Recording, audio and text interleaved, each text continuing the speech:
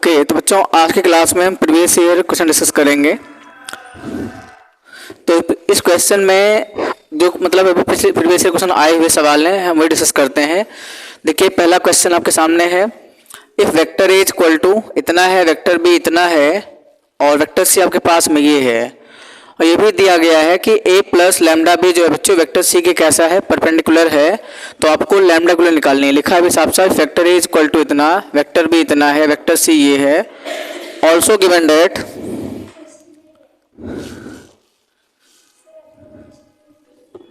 हाँ करा देते हैं एक मिनट। तो ये इसके परपेंडिकुलर है, तो क्या करेंगे, इसका डॉट जीरो कर देंगे। a plus lambda C dot से जीरो करने के बाद में, क्योंकि भाई दोनों वेक्टर कैसे हैं, परपेंडिकुलर हैं। अगर वेक्टर परपेंडिकुलर है तो उनका डॉट क्या होगा, जीरो हो जाएगा। a plus lambda B dot C zero कर देंगे तो a डॉट सी और plus lambda B dot C आ जाएगा। ठीक है।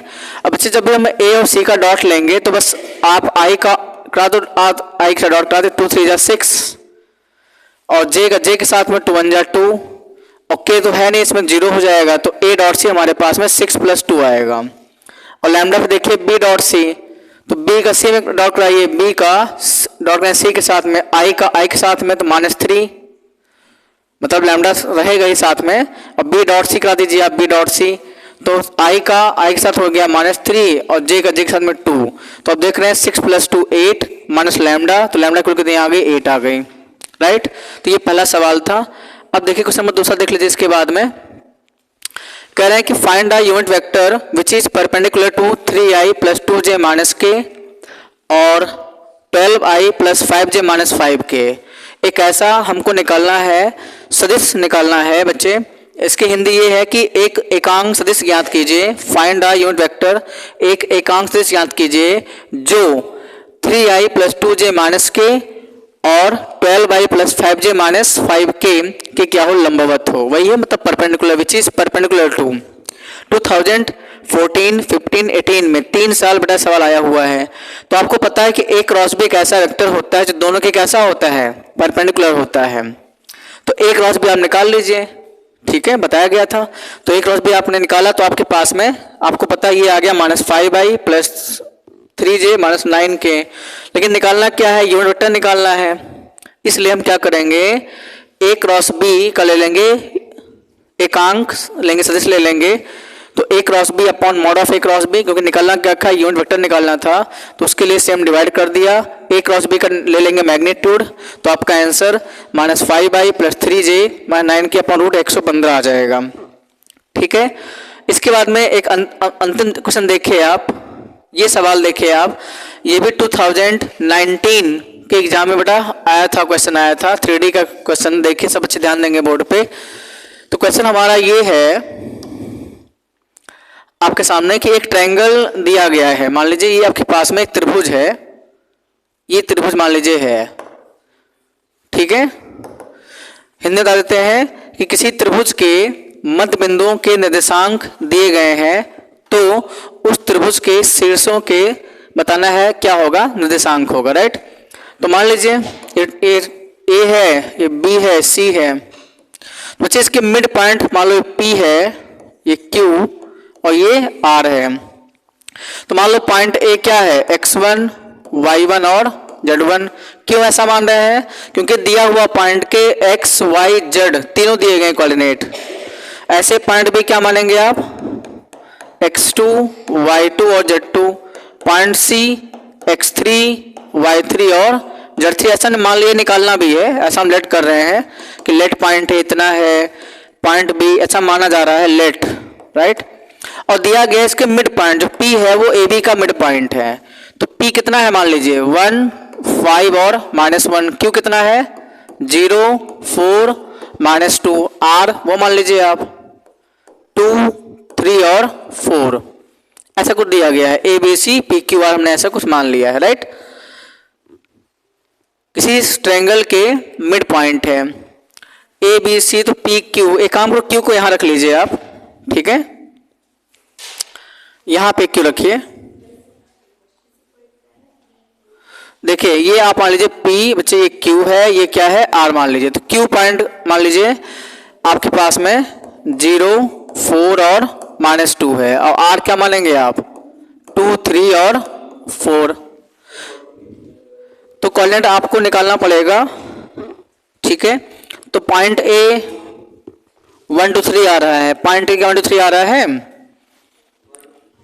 पॉइंट ए के कोऑर्डिनेट, तो सही है। फिर भी हम बता देते हैं इस क्वेश्चन को डिटेल में। तो बच्चे ए बी जो आपको मैं एक ही बताता हूँ, बाकी आप खुद समझ सकते हैं। एक मैं आपको बताता हूँ डिटेल। मान लो ये ए बी है, ध्यान देना, ये ए है और ये बी है। तो ए आपके पास क्या है x1, y1 और z1। बी क्या है बच्चों x2, y2 और z2। इसका जो मिड पॉइंट है मान लो P, वो क्या दिया गया 1, 5 और -1। मिड पॉइंट निकालते कैसे हैं x1 + x2/2। एक पॉइंट P आपको गिवन है क्वेश्चन में, गिवन पॉइंट P क्या है 1, 5, -1। एक आप निकाल सकते हैं कैसे, x1 + x2/2, y1 + y2/2, z1 + z2/2, ऐसे निकाल लीजिए आप, ठीक है। आई थिंक यहां तक दिख रहा होगा। तो ये भी आपका पॉइंट P ही आएगा, ये भी क्या आएगा पॉइंट P आएगा, दोनों ही पॉइंट P होंगे। तो यहां पर ये पॉइंट P क्या है 1, 5, -1। x1 आप इसे कंपेयर कर लीजिए, कंपेयरिंग, जब आप इसकी कंपेयर करेंगे, तुलना कर लेंगे, तो 1 = क्या x1 + x2/2, मतलब x1 + x2/2 = 1 आ गया। तो x1 + x2 कितना आ जाएगा बच्चों 2 आ जाएगा, ठीक है। 2 1 जा 2, ये आपका इक्वेशन मान लो 1 है, ध्यान दीजिए। फिर ऐसे ही जब 5 जो है y1 + y2 के इक्वल होगा, भाई दोनों ही मिड पॉइंट हैं, ये मिड पॉइंट दिया है, आप मिड पॉइंट निकाल सकते हैं। तो यहाँ से क्या आएगा y1 + y2 = 10 आ जाएगा, 2 5 जा 10। ऐसे ही z1 + z2 कितना आएगा 2 1 जा -2। तो इक्वेशन मान लो ये सेकेंड है, ये क्वेश्चन मान लीजिए थर्ड है। सेम ऐसे ही क्या करेंगे आप बताइए, ऐसे क्या करना पड़ेगा, ऐसे AC निकाल लीजिए आप, AC का, या AB निकाल लिया, BC निकाल लीजिए, ठीक है। अब हम BC को लेके चलेंगे, पहले हमने यहाँ क्या लिया था AB ले लिया था, AB। अब बच्चे लेके चलेंगे BC के रिस्पेक्ट में। तो मिड पॉइंट 0, 4, -2 है, जो पॉइंट Q है वो 0, 4, -2 है। ऐसे मिड पॉइंट BC क्या निकालेंगे आप बोलो x2 + x3/2, राइट। और फिर क्या होगा y2 + y3/2, मिड पॉइंट है, मध्य बिंदु है, y2 + y3/2, फिर z2 + z3/2, कंपेयर कर लेंगे। तो क्या आएगा x2 + x3, 2 0 0 0 आ गया, ये मान लो ये फोर्थ है। ऐसे ही y2 + y3, 2 4 जा 8, यस। फिर बच्चों z2 + z3 कितना आएगा 2 2 जा -4। मान लो क्वेश्चन नंबर 5th है ये, और ये 6 है, ठीक है ना।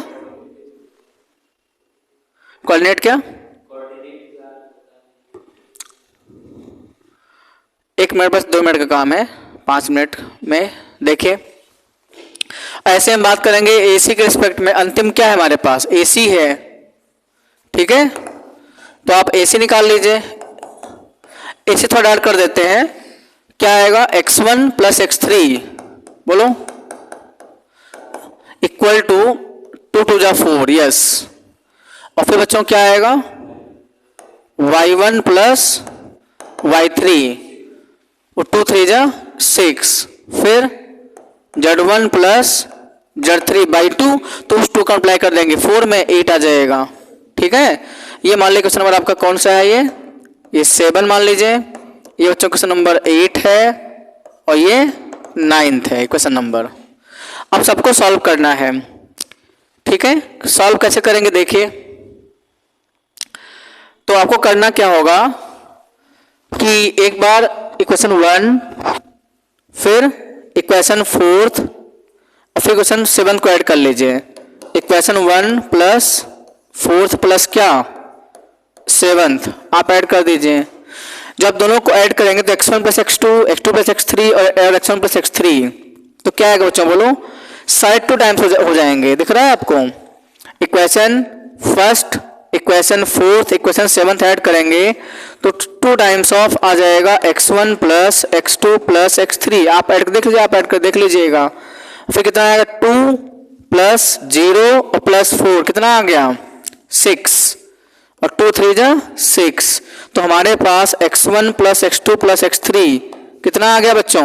3। और मुझे बताइए इक्वेशन 1 से x1 x2 कितना दिया गया है? इसकी वैल्यू कितनी है? इक्वेशन 1 से 2 है तो यहाँ 2 रख लो और plus x3 is equal to 3 आ गया। तो यहाँ से हमारा x3 कितना आ जाएगा? 3 माइनस 2 आ गया 1। अगर x3 1 आ गया तो आप निकाल लीजिए, x3 1 आ गया तो x2 निकाल लो यहाँ से। x2 या मैं यहाँ लिख देता हूँ फ्रॉम इक्वेशन फोर्थ। देखिए x2 प्लस x3 कितना है? 0 है। तो यहाँ से x2 कितना आएगा? माइनस का x3 मतलब माइनस का 1 आ गया। तो हमारे पास x3 x2 आ चुका है। ठीक है, तो x1 निकाल लेंगे। अब इक्वेशन 1 से देखो, इक्वेशन 1 से x1 कितना है? 2 माइनस x2 है। इक्वेशन 1 से देख लीजिए तो 2 और माइनस x2 कितना है? -1। तो माइनस माइनस प्लस तो x1 कितना आ गया? 3। तो बच्चों हमारे पास आप देख रहे हैं x3 आ गया, मतलब x1 x2 x3 आ चुका है। ठीक है, सेम ऐसे ही आप एक काम कर लीजिए, इक्वेशन सेकेंड और इक्वेशन फिफ्थ और बताओ इक्वेशन 8, इक्वेशन 8 यस, ये इक्वेशन इन सबको बच्चा ऐड कर लो। मैं यहाँ लिख देता हूँ इक्वेशन क्या ऐड करना है? सेकेंड प्लस कौन सा? फिफ्थ और इक्वेशन 8, इन सबको जरा ऐड कर दीजिए। अब खुद देखिए आप, जब आप सबको ऐड करेंगे y1 plus y2, y2 plus y3 और y1 प्लस y3 तो शायद 2 टाइम्स हो जाएंगे सारे। तो क्या होंगे? 2 times of y1 plus y2 और प्लस y3 कितना आ गया? ऐड करो भाई, ये 10 है। फिर इक्वेशन फिफ्थ पे जाओ, इक्वेशन फिफ्थ क्या है? 8, 10 8 18 और इक्वेशन 8 18 6 24 और 2 से कट करेंगे तो ये आ गया 12। तो y1 plus y2 plus y3 कितना आ गया? ये 12 आ गया। ठीक है, अब इसी कॉन्सेप्ट यूज करते हुए आप सब निकाल सकते हैं। अब मुझे बताओ जरा y1 प्लस y2 कितनी है? क्वेश्चन सेकेंड से 10 है, ये 10 प्लस y3 आ गया 12। तो y3 कितना आएगा? 12 माइनस 10 कितना आ गया? ये 2, राइट। अगर y3 2 आ गया है तो आप निकाल लो, y2 निकाल लो। इक्वेशन देखो पांचवें से देखो, फिफ्थ से, तो y2 plus y3 equal to देखो 8 है। तो रखो यहाँ पे y3 कितना है? 2 इक्वल टू 8। तो y3 कितना आ जाएगा? 8 माइनस 2 6, सॉरी y2 6 आएगा। यहाँ y2 6 आ गया। क्या निकल जाएगा y1 इसके बाद में? y1 कैसे निकालेंगे? इक्वेशन नंबर 4 से देख लीजिए। नहीं, अच्छा, तो y1 के लिए आप कहाँ जाएंगे? किसके पास? y2 आ चुका है इक्वेशन अदर सेकेंड से, फ्रॉम सेकेंड इक्वेशन निकाल लीजिए। तो y1 और प्लस y2 कितना है? ये 10 है। तो बच्चों यहाँ से y1 y2 कितना है? 6, ये आ गया 10। तो y1 कितना आ गया? 10 माइनस 6 आ गया 4। तो सारे आंसर आपके सामने लिखे हुए हैं, आप लिख सकते हैं। ठीक है, क्या और कुछ बचा है अभी? तो सेम इसी कॉन्सेप्ट यूज करते हुए, using this concept, using this मतलब आपको करना क्या है? अब इक्वेशन को क्या क्या ऐड करेंगे? इक्वेशन 6 ऐड कर देंगे, प्लस क्या ऐड करेंगे बताओ? 6 ऐड कर दो, या 6 के पहले भी एक और है कुछ? नहीं, इक्वेशन थर्ड भी है, थर्ड 6 इक्वेशन और इसमें इक्वेशन थर्ड प्लस इक्वेशन कौन सा है 9, इसको आप ऐड करेंगे तो यहाँ से भी वैल्यू निकाल लेंगे। यहाँ से आप Z1 Z2 और Z3 आप निकाल लेंगे। 2 मैंने बता दिया, बाकी आप खुद कर सकते हैं, राइट। जब आप यहाँ से सॉल्व करेंगे तो Z1 की वैल्यू जो हमारी आनी है वो 3 आ जाएगा, राइट। Z1 3 आएगा, Z2 बच्चे 5 आएगा और Z3 -7 -7 आएगा Z3, राइट। तो अगर इस सवाल के आंसर की बात करें, जो आंसर हमको पॉइंट निकालना था वो क्या होगा x1 y1 z1, तो वो बच्चा आंसर हो जाएगा 1 2 3, और फिर x2 y2 z2 वो है 3 4 5, और जो पॉइंट सी है x3 y3 z3 वो -1 6 और -7, ये सवाल का फाइनल आंसर होगा। ठीक है, बोर्ड पे लिखा हुआ है, इसको नोट करिए अच्छे से। फिर क्लास हमें क्लोज करते हैं। मैंने आपको बता दें कैसे करना है, बाकी आप खुद ही कर सकते हैं इतना। तो सवाल फाइनल ये देख लीजिए, यहाँ से है, तो आपकी क्लास यहीं क्लोज होती है, अब आप जा सकते हैं। ठीक है, तो ये क्लास आपकी कंप्लीट हो जाती है। एक बार इसको आराम से खुद आप लगाइए तो आपका सॉल्व हो जाएगा। ठीक है, क्लास ही क्लोज करते हैं, बाकी क्लास नेक्स्ट टाइम में कंटिन्यू करेंगे।